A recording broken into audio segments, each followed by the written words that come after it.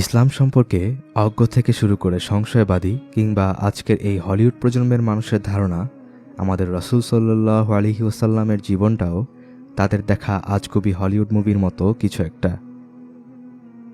সেখানে গল্পের চরিত্রের মতো প্রিয় নবীর জীবনটাকেও এরা ফ্যান্টাসি মনে করে, কিন্তু বাস্তবতা আমাদের এই হলিউড প্রজন্মের মতো এত ফ্যান্টাসিতে ভরা ছিল না।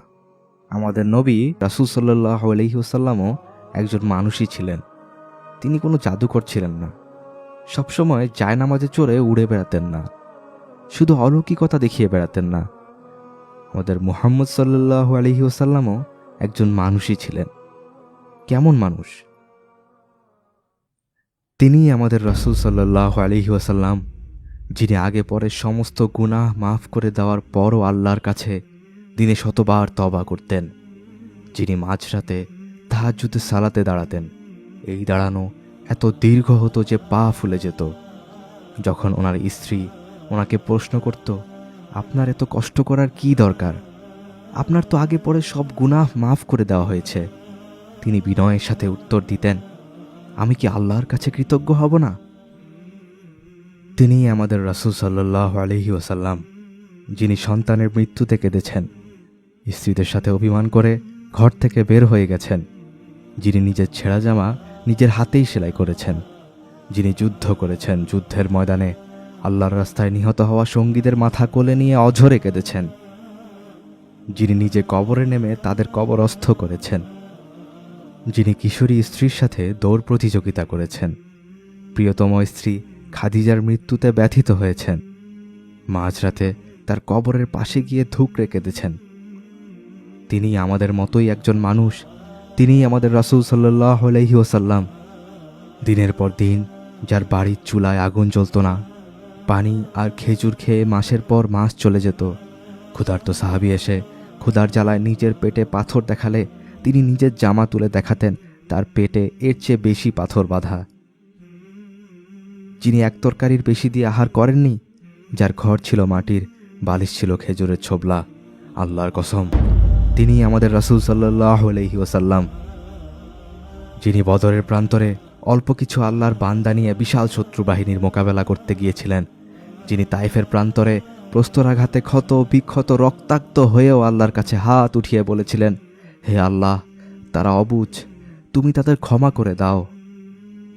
তিনি আমাদের রাসূল সাল্লাল্লাহু আলাইহি ওয়াসাল্লাম, যিনি নিজের পিতামাতার জন্য দোয়া করার অনুমতি পাননি, যিনি মৃত্যুর সময় অচেতন অবচেতন অবস্থায় বারবার আওড়িয়ে যাচ্ছিলেন, উম্মতি উম্মতি উম্মতি। সাহাবীদের সাথে চলতে গিয়ে তিনি কেঁদে উঠলেন। সাহাবীরা কান্নার কারণ জিজ্ঞাসা করলে তিনি বললেন, আমি আমার ভাইদের জন্য কাঁদছি। সাহাবীরা জিজ্ঞাসা করলেন, ইয়া রাসূলুল্লাহ, আমরা কি আপনার ভাই নই?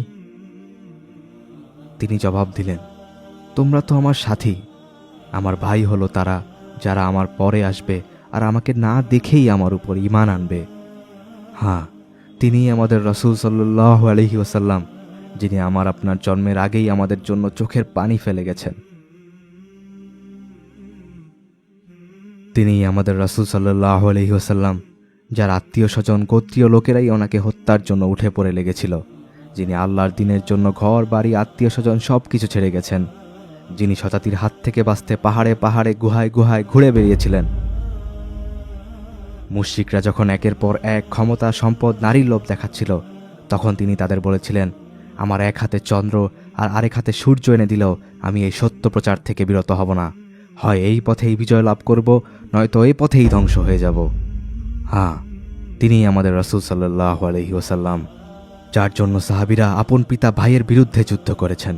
যুদ্ধলব্ধ গনিমা না পেয়ে মন খারাপ করা আনসারদের যখন তিনি বললেন, এটাই কি তোমাদের জন্য উত্তম নয় যে তারা দুনিয়া পেল আর তোমরা তোমাদের রাসূলকে পেলে, তখন চারিদিকে কান্নার রোল পড়ে গিয়েছিল।